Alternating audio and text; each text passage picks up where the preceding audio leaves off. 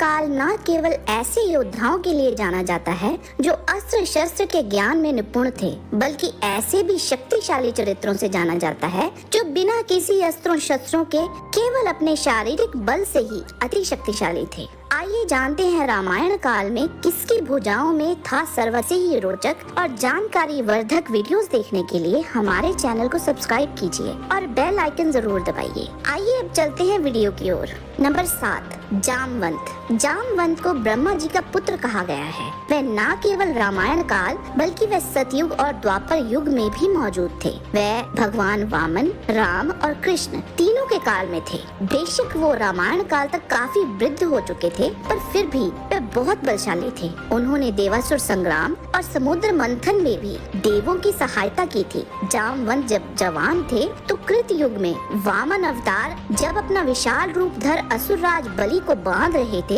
तब जामवंत ने बलि को बांधते हुए प्रभु की 7 प्रदक्षिणा कर ली थी और तब तक प्रभु पूरा बलि को बांध भी नहीं पाए थे। भागवत पुराण के अनुसार श्री कृष्ण और जामवंत के बीच लगभग 28 दिनों तक भयंकर युद्ध चला था। वृद्धावस्था में भी जामवंत ने रावण की सेना के कई राक्षसों को मार गिराया था। इनके अतिरिक्त उन्होंने महानद नामक राक्षस को भी मार गिराया था। नंबर 6, अंगद। बाली पुत्र अंगद बानरों में सर्वप्रथम वे ही थे जो युद्ध के पहले ही दिन इंद्रजीत पर हावी हो गए थे और उसे पराजित भी किया था। अंगद ने वहां मेघनाद के सारथी और उसके घोड़ों को मार गिराया था, जिसके फलस्वरूप इंद्रजीत को वहां से भागने पर मजबूर होना पड़ा था। अंगद ने रावण पुत्र नरंतक की छाती पर जोरदार मुष्टिका प्रहार से उसे अचेत कर उसका वध कर डाला था। अंगद ने रावण के भाई महापार्श्व को भी अपने मुक्कों के प्रहार से ही मार डाला था। वह प्रहार इतने शक्तिशाली थे कि उस राक्षस का हृदय फटकर बाहर आ गया था। उसने वज्रदम क्षत्र नामक राक्षस को तलवार के प्रहार से मार गिराया था। कंपन पर एक पहाड़ की चोटी उठाकर फेंकी, जिससे उसकी मृत्यु वहीं हो गई। नंबर 5, सुग्रीव। सूर्य पुत्र सुग्रीव बाली का छोटा भाई था। शारीरिक बल में वह भी अपने भाई बाली की ही तरह बलशाली था। बड़ी बड़ी चट्टानें और पेड़ों को उखाड़ कर फेंकने में सक्षम था। उसने कुंभकर्ण के पुत्र कुंभ का वध किया था। उसने प्रगश और रावण के भाई महोदर को भी मार गिराया था। कुंभकर्ण के साथ भी डटकर युद्ध किया था, यहाँ तक कि उसके नाक और कान भी काट डाले थे। उसने केवल मुष्टिका के प्रहार से ही वीरूपक्ष राक्षस का वध कर डाला था। सुग्रीव का सुवेला पर्वत पर रावण के साथ द्वंद्व युद्ध हुआ था। उसने रावण को थका डाला था। जब रावण का कोई बस न चला तो उसने मायावी शक्तियों का उपयोग करना चाहा, तब सुग्रीव पीछे हट गए थे। नंबर 4, बाली। बाली किष्किंधा देश के राजा और इंद्रदेव के पुत्र थे। बाली को अपने पिता इंद्र से एक स्वर्ण हार प्राप्त हुआ था, जो किसी भी घातक परिस्थिति में उसकी सांसों को लंबे समय तक समेटे रखता था। बाली ने एक भयंकर युद्ध में दुंदुभी नाम के एक महिष रूपी शक्तिशाली राक्षस को मार डाला था और इसके पश्चात बाली ने दुंदुभी के निर्जीव विशाल शरीर को उछालकर एक ही झटके में कई योजन दूर फेंक दिया था। बाली ने अपने किष्किंधा साम्राज्य के पास एक गुफा में भीषण युद्ध के बाद दुंदुभी के भाई मायावी को उसके सभी साथियों सहित मार गिराया था। जब सुग्रीव बाली से युद्ध करने आया था तो उसे भी बाली ने आसानी से परास्त कर दिया था। वह प्रतिदिन सूर्य को जल चढ़ाने पूर्व तट से पश्चिम तट और उत्तर से दक्षिण तटों में जाता था। रास्ते में आई पहाड़ों की चोटियों को वह ऐसे ऊपर फेंकता था और पुनः पकड़ लेता था मानो वह कोई गेंद हो। नंबर 3, रावण। लंकापति रावण उस समय का सबसे शक्तिशाली राक्षस था। उसने त्रिदेवों को छोड़ इंद्र, यम, वरुण जैसे 30 देवों, यक्षों, दैत्यों आदि को पराजित कर तीनों लोकों पर विजय पा ली थी। इंद्र का वज्र एवं उनके ऐरावत हाथी के प्रहार भी रावण पर निष्फल हो गए थे। कुबेर को पराजित कर उनसे जबरन लंका एवं उनका पुष्पक विमान भी छीन लिया था। उसने भगवान शिव के भार सहित कैलाश पर्वत को कुछ हद तक उठा लिया था, जिस वजह से उसे नंदी से श्राप भी मिला था। यह उसकी भुजा बल को दर्शाता है। रसातल में जाकर उसने वासुकी और तक्षक जैसे अन्य कई शक्तिशाली नागों को पराजित किया था।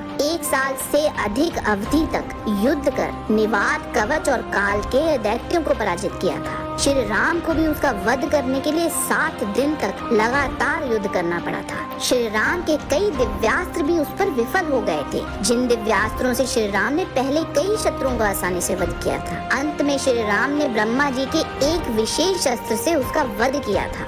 नंबर 2, कुंभकर्ण। रावण का भाई कुंभकर्ण जन्म से ही अत्यधिक बलवान था। वह बिना किसी वरदान के प्राकृतिक रूप से ही अति बलशाली था। उसने सुग्रीव, अंगद, नील और ऋषभ जैसे शक्तिशाली वानरों को पराजित किया था। देवासुर संग्राम में उसने आदित्यों एवं रुद्रों को परास्त किया था। इनके साथ साथ उसने यम को भी एक भीषण युद्ध में पराजित किया था।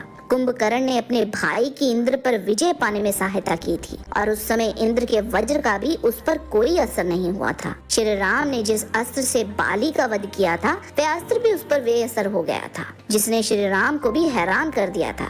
रौद्रास्त्र और व्याव्यास्त्र जैसे दिव्यास्त्रों के प्रहार से भी वह जीवित बच गया था, पर अंत में वह प्रभु राम के हाथों मारा गया और उसे मारने के लिए श्री राम को 1 से अधिक दिव्यास्त्रों का उपयोग करना पड़ा था। नंबर 1, वायुपुत्र हनुमान। वायुपुत्र हनुमान अपने आप में ही एक ऐसे शक्तिशाली अभिव्यक्ति हैं, जिनकी शक्ति और बल को माप पाना भी असंभव है। उनका सबसे शक्तिशाली अस्त्र था प्रभु राम की भक्ति। उन्हें इंद्र से इच्छा मृत्यु का, प्रभु राम और माता सीता से चिरंजीवी होने का वरदान प्राप्त था। ब्रह्मा जी के वरदान के कारण कोई भी दिव्यास्त्र उन पर प्राणघातक असर नहीं कर सकता था। बाल्यावस्था में ही इंद्र द्वारा चलाए गए वज्र के प्रहार को वह सह गए थे। लंका में 80,000 किंकर राक्षसों को केवल लोहे की छड़ से मार गिराया था।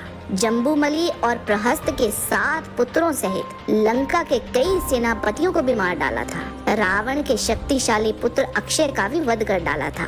2 बार मेघनाद के अचूक ब्रह्मास्त्र के वार को भी वह सह गए थे। ब्रह्मास्त्र के आगे भी वह स्वेच्छा से नतमस्तक हुए थे। उन्होंने अपना बल रावण की लंका को जलाकर दिखाया था, जब वहाँ खुद रावण और मेघनाद भी उनका कुछ न बिगाड़ पाए थे। अति शक्तिशाली रावण को अपने मुक्के के प्रहार से लगभग बेहोश कर दिया था। वहाँ रावण के मुंह कान से खून निकल आया था। यहाँ तक कि कुंभकर्ण के शक्तिशाली शूल को भी पकड़कर तोड़ डाला था। धूम्रक्ष, अकंपन, देवंतक, त्रिशरा और निकुंभ आदि जैसे और भी कई राक्षसों को अपने भुजा बल के दम पर ही मार गिराया था। श्री राम और लक्ष्मण की सहायता के लिए हनुमान जी ऋषभ पर्वत को भी उखाड़ कर उसे अपने साथ लंका ले गए थे। निस्संदेह उनसे बलशाली योद्धा संपूर्ण रामायण में और कोई भी नहीं था। आज